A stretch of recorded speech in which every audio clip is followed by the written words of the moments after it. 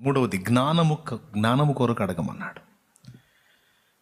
సంఘములో ఎలా ప్రవర్తించాలో, సమాజంలో ఎలా ప్రవర్తించాలో, కుటుంబ జీవితంలో ఎలా ప్రవర్తించాలో, సాటి సహోదరులతో ఎలా ప్రవర్తించాలో, దేవుని ముందు ఎలా నడుచుకోవాలో నేను అడుక్కుంటాను దేవుని ముందు. దేవా, నీ ఎదుట ఎలా బ్రతకాలో నా జ్ఞానమీ అయ్యా.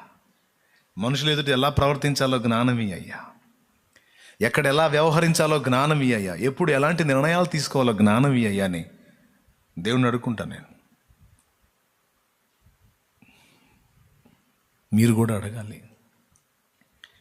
మిగిలిన వాటన్నిటి గురించి అడగటం అటుంచి చాలాసార్లు చెప్పే మళ్ళీ చెప్తున్నా, దేవుని ముందు మనం అడగాల్సినవి అడిగితే మనం అడగనివి కూడా చాలా మనకి దేవుడు ఇస్తాడు.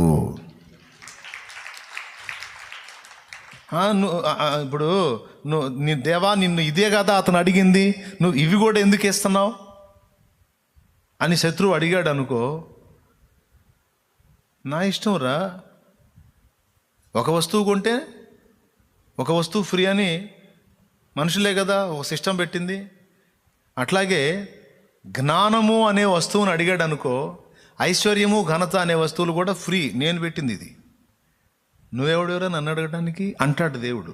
దేవునికి స్తోత్రం కలుగునుగా. హల్లెలూయా. ఏది అడిగితే అదే కదయ్యా నువ్వు ఇవ్వాలని వాడు ఒకవేళ ఆర్గ్యూ చేశాడు అనుకో, చెప్పేస్తాడు. ఒక వస్తువు కొంటే ఒక వస్తువు ఫ్రీ అని మనుషులే పెట్టినప్పుడు నేను ఇవ్వటానికే ఉంది ఆఫరు. కాబట్టి నా బిడ్డలు యుక్తమైన దాన్ని అడిగితే వారికి కావలసిన మిగిలినవన్నీ దానితో పాటు ఫ్రీ.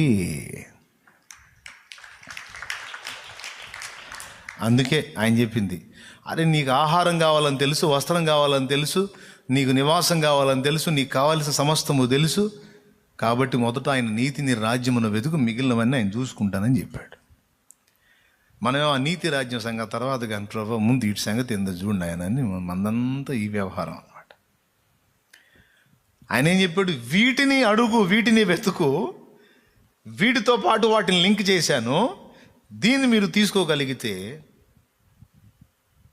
మిగిలినవన్నీ మీయే. దేవునికి స్తోత్రం కలుగును గాక. హల్లెలూయా. ఒక ఉపమాన కథ ఒకటి ఉంది ఇందులో.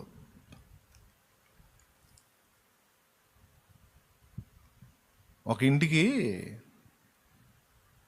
ముగ్గురు బ్రదర్స్ వచ్చారంట. ఒక ఆయన ప్రేమ్ కుమార్, ఒక ఆయన గోల్డ్ బాబు, ఏంటిది ఇంకొక ఆయన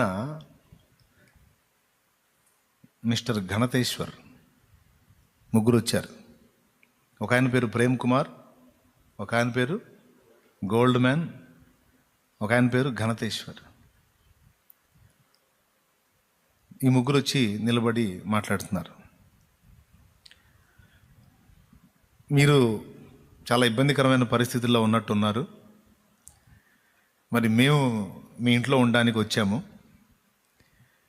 అయితే ముగ్గురం ఉండడానికి కుదరదు,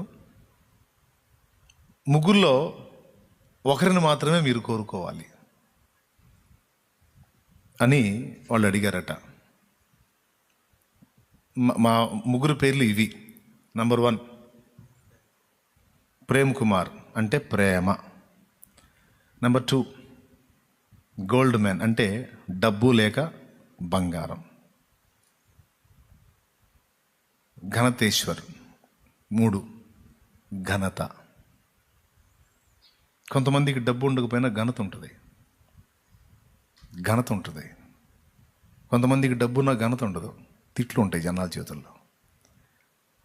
కాబట్టి ఈ ముగ్గురు వచ్చారన్నమాట. ప్రేమ, డబ్బు లేక ఐశ్వర్యం, ఘనత, ఈ 3 వచ్చినాయి. భార్యాభర్తలు ఇంట్లోకి వెళ్ళి ఆలోచించుకున్నారు.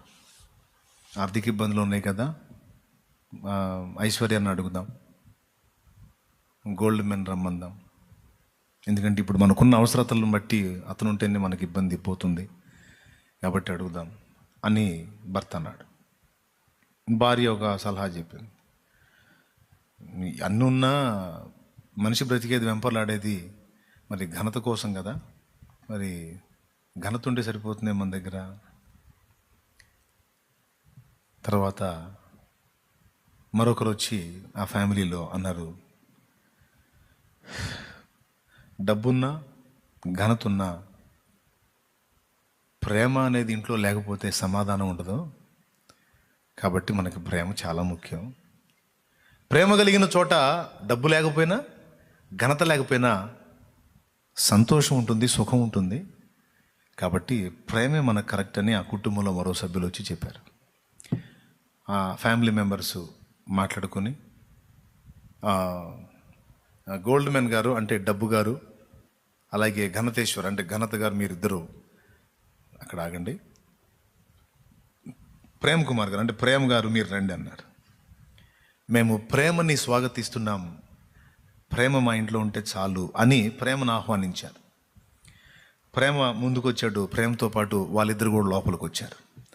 మిమ్మల్ని మేము రమ్మనలేదే అంటే, మాలో ప్రేమ అనే ఇతనిని కాకుండా ఇంకా మిగిలిన ఎవరిని మీరు కోరుకున్నా మిగిలిన ఇద్దరు వెళ్ళిపోయేవాళ్ళం. మీరు అడగాల్సిన వ్యక్తిని అడిగారు కనుక మేమిద్దరు మీకు అదనంగా ఇవ్వబడ్డాము అన్నారు.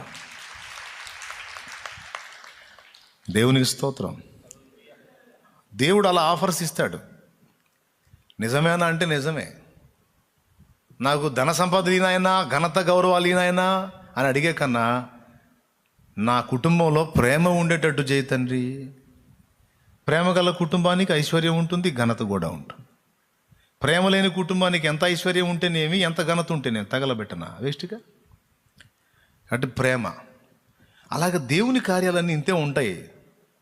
మనం ఏమంటాం, ఈ ఒక్కదాన్ని అడిగితే చాలు అనుకుంటాం, ఈ ఒక్కటి ఉంటే సరిపోతుంది అనుకుంటాం.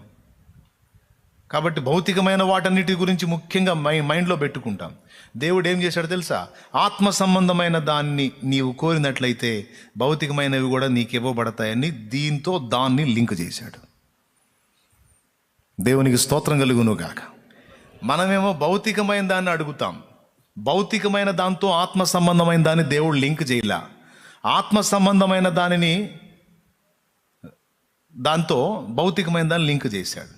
మొదట ఆయన నీతిని రాజ్యమును వెదకండి, పిదప అవన్నీ మీకు అనుగ్రహింపబడుతుంది అన్నాడు. మొదట ఇవన్నీ వెతుక్కోండి, తర్వాత ఆయన నీతి రాజ్యం మీకు ఇవ్వబడుతుంది అన్నాడా? మత్తయి సువార్త 6లో మీకు ఆహారం కావాలని తెలుసు, మీకు వస్త్రం కావాలని తెలుసు, మీకు అన్నీ కావాలని తెలుసు. కానీ మీరు ఆయన నీతిని రాజ్యం అంటే ఆత్మ సంబంధమైన దాన్ని మొదట వెతకండి. Praise the Lord. అప్పుడు నాకు అర్థమైంది ఏంటంటే, ఇలా కోరిక కోరారు కదా, ఈ ప్రేమను రమ్మని. అప్పుడు నేను గుర్తించాను వాళ్ళ ఇంట్లో జ్ఞానేశ్వర్ ఉన్నాడని. దేవునికి స్తోత్రం. ఎవరున్నారు వాళ్ళ ఇంట్లో ఆల్రెడీ? జ్ఞానేశ్వర్ అంటే జ్ఞానం ఉంది వాళ్ళ దగ్గర. ఆ జ్ఞానాన్ని బట్టి యుక్తమైంది అడిగారు కాబట్టి అదనంగా ఘనతని ఐశ్వర్యాన్ని పొందారు. కథ బాగుందా? ఇది కథ అనుకునేరు. సొలొమోను జ్ఞానాన్ని అడిగితే ఐశ్వర్యాన్ని ఘనతను నీకు ఇస్తానని దేవుడల్లా. దేవునికి స్తోత్రం కలుగును గాక. కాబట్టి అది సంగతి. కనుక మనం ఏం అడగాలి? దేని గురించి అడగాలి? అభిషేకం, దేవుని ఆత్మశక్తి. రెండవది ఇంద్రియ నిగ్రహం, ఆశా నిగ్రహం. మూడవది జ్ఞానం. ఎక్కడ ఎలా వ్యవహరించాలో జ్ఞానం. కొదువుగా ఉంటే అడుగు. అక్షర జ్ఞానమైనా, పనితనపు జ్ఞానం, భౌతికమైందైనా ఆత్మ సంబంధమైందైనా. ముందు ఆత్మ సంబంధమైనది అడగాలి. అది ముఖ్యంగా గుర్తుపెట్టుకోండి అందరూ. కొంతమంది మోకాళ్ళు వేసి ఏ కాడికి ఈ శరీర సంబంధమైన అడుగుతూ ఉంటారు. కాదు, రహస్యం అంతా ఆత్మ సంబంధమైన దానిలో ఉంది.